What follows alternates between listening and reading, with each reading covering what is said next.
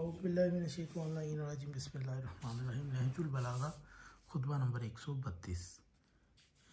جب عمر بن خطاب نے غزوہ روم میں شرکت کے لیے حضرت سے مشورہ لیا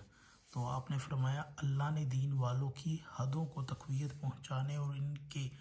غیر محفوظ جگہوں کو دشمن کی نظر سے بچائے رکھنے کا ذمہ لے لیا ہے۔ وہی خدا اب بھی زندہ وہ غیر فانی ہے کہ جس نے اس وقت اس کی تائید و نصرت کی تھی جب وہ اتنے تھوڑے تھے اور دشمن سے انتقام نہیں لے سکتے تھے، اور ان کی حفاظت کی جب وہ اتنے کم تھے کہ اپنے کو محفوظ نہیں رکھ سکتے تھے۔ تم اگر خود ان دشمنوں کی طرف بڑھے اور ان سے ٹکرائے اور کسی افتاد میں پڑ گئے تو اس صورت میں مسلمانوں کے لیے دور کے شہروں کے پہلے کوئی ٹھکانہ نہ رہے گا۔ یہاں پر امیر المومنین کا خطبہ حضرت عمر کی اس طرف اشارہ کرتا ہے کہ ان سے ٹکرائے اور کسی افتاد میں پڑ گئے،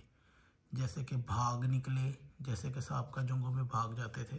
تو اس طریقے کی طرف سے حضرت علی نے اشارہ کروایا کہ تم دوسرے لوگوں کو بھی دور کے شہروں کے پہلے کوئی ٹھکانہ نہ رہے گا، مطلب کہ سب بھاگ بھوگ جائیں گے پھر وہ بھی،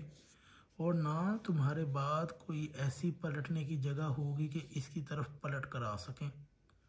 تم ان کی طرف اپنے بجائے کوئی تجربہ کار آدمی بھیجو، اس کے ساتھ اچھی کارکردگی والے اور خیر خواہی کرنے والے لوگوں کو بھیج دو۔ اگر اللہ نے غلبہ دے دیا تو تم یہی چاہتے ہو، اگر تمہاری صورت شکست ہو گئی تو تم لوگوں کے لیے ایک مددگار اور مسلمانوں کے لیے پلٹنے کا مقام ہوگے۔ نہج البلاغہ کے اس خطبے میں عمر نے امیر المومنین علیہ السلام سے روم کی طرف لشکر بھیجنے پر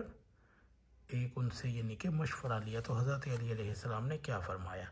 حضرت علی علیہ السلام نے واضح طور پر اس سے فرما دیا، پہلے تو خدا کی حمد و ثنا بیان کی اور پھر کہا کہ جب ہم بہت کم مقدار میں تھے تو اللہ نے ہمیں فتح و نصرت دی، اب تو ہم بہت زیادہ مقدار میں ہیں۔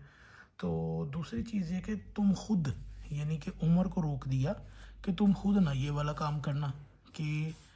اگر تم خود ان دشمنوں کی طرف بڑھے، کیونکہ اس وقت کچھ لوگ عمر کو یہ مشورہ دے رہے تھے کہ ہم اکثریت میں ہیں، بہت زیادہ ہیں اور ہم سے وہ ڈر جائیں گے، تو آپ نہ لشکر کی کمانڈ کریں۔ تو جب